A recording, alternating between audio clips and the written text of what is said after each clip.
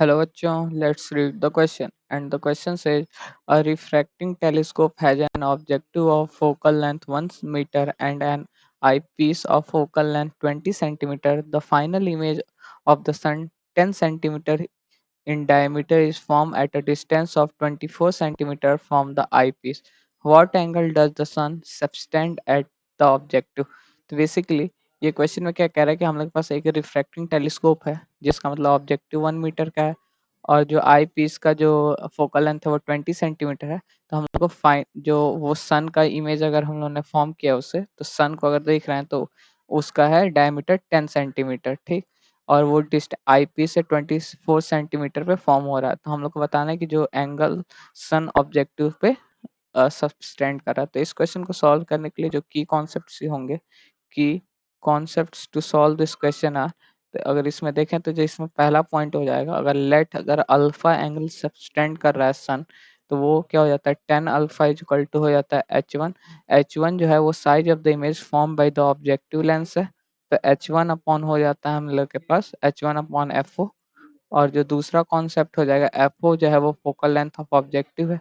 जो दूसरा हो जाता है मैग्निफिकेशन आईपीस का me जो हो जाता है वो हो जाता है h2 अपॉन h1।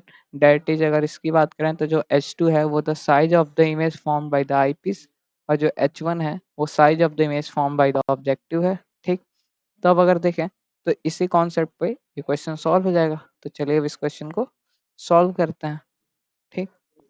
तो अब अगर देखें तो हम लोग के पास गिवन डाटाज देख लें। तो हम लोग के पास गिवन क्या क्या है, गिवन में देखें तो अगर देखें तो हम लोग के पास एफ ओ है, focal length of objective is 1 metre, या तो इसको कह सकते हैं 100 सेंटीमीटर के इक्वल। और एफ ई जो है focal length of eyepiece है वो है 20 सेंटीमीटर का हम लोग के पास एच। और अगर हम लोग लेट कर लें h1 is equal to size of image form by image की स्पेलिंग इमेज इमेज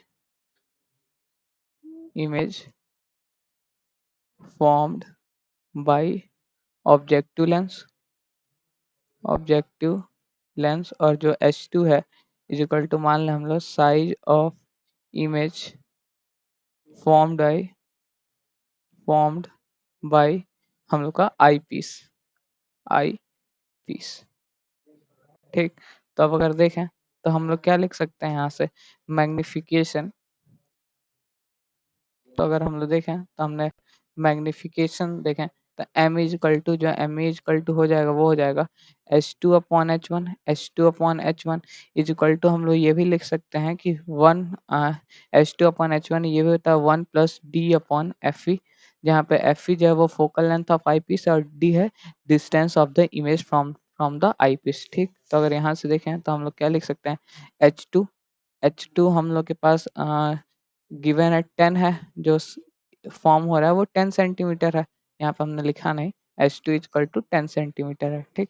तो अगर देखें तो ये क्या लिख सकते हैं 10 upon h1, 10 upon h1 is equal to 1 plus D, कितना हम लोग के पास डी भी गिवन, डी है 24 सेंटीमीटर का, ठीक। तो डी हो जाएगा 24 सेंटीमीटर, मतलब 24। अभी यूनिट हम लोग सेंटीमीटर में ही सब लिया तो लास्ट में सेंटीमीटर में ही आ जाएगा। तो ये 24 अपॉन एफ ई फोकल लेंथ वो है 20। तो देखें तो यहाँ से अगर सॉल्व करेगा तो ये हो जाएगा 20 प्लस मतलब 44/20। और h1 देखेंगे तो ये हो जाएगा 200/44। देखें तो यहाँ से h1 इज इक्वल टू आ जा रहा है 200/44। और इसको फर्दर सॉल्व करें तो आ जा रहा है ये 50/11 सेंटीमीटर्स, ठीक। ये इक्वेशन हम लोग 1 सपोज कर लेते हैं, h1 आ गया। अब अगर देखें तो हम लोग 10 अल्फा से जो एंगल सबटेंड कर रहा है तो यहाँ से हम लोग लिख सकते हैं कि 10 अल्फा इज इक्वल टू होता है h1 अपॉन fo। तो देखें तो हम लोग इक्वेशन 1 से अब वैल्यू पुट कर लेंगे। 10 alpha is equal to h1 हम लोगों ने सॉल्व किया, h1 आया 50/11 फ्रॉम इक्वेशन 1 50/11। और हम लोग पास fo गिवन है, हम लोग पास फोकल लेंथ ऑफ ऑब्जेक्टिव है हम लोग पास 100 सेंटीमीटर, तो ये हो जाएगा अपॉन 100। ये लिख सकते हैं फ्रॉम इक्वेशन 1, ठीक।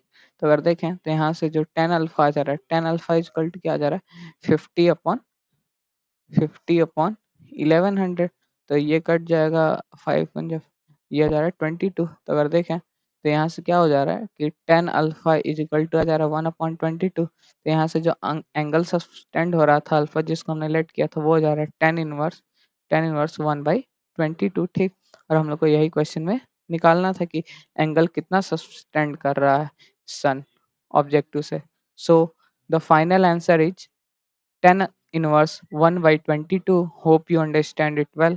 All the best. Thank you.